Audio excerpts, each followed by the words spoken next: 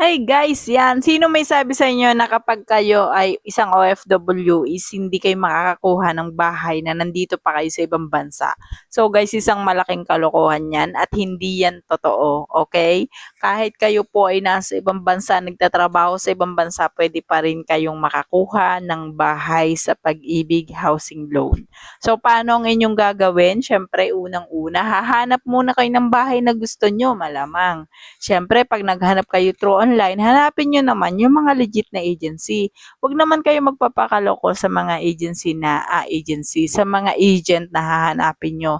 Siyempre, yung legit at saka yung may tatak talaga. Ibig sabihin talagang alam nyo na nakapag ano na sila ng bahay. So, ang pangalawa, syempre hahanap ka na mapagkakatiwalaan mong tao, yung SPA, yung yung tao na tutulong sa'yo para pumirma ng mga kailangan mong pirmahan.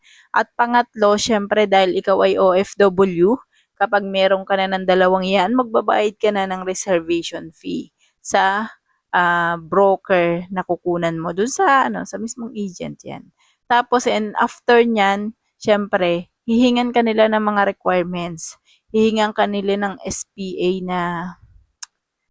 na papel. So, kapag hiningian ka na nila ng gano'n, syempre pupunta ka sa consular na malapit sa'yo. Ano yung consular? Ito yung consular na nagtatatak at nagbe-verified na ikaw talaga ay nasa ibang bansa at kailangan mo talagang kailangan mo talagang magpagawa sa kanila ng special power of attorney na nagpapatunay na nasa ibang bansa ka at hindi ka nga makakapagpirma dyan sa atin sa Pilipinas. So, at the end of the day, makakakuha ka ng bahay. Okay? As long as may pambayad ka, makakakuha ka ng bahay. So, no worries about that, guys. Huwag kayong mag-alala tungkol sa part na yan kasi makakakuha po talaga kayo ng bahay kahit OFW kayo. So, yun lang. Thank you.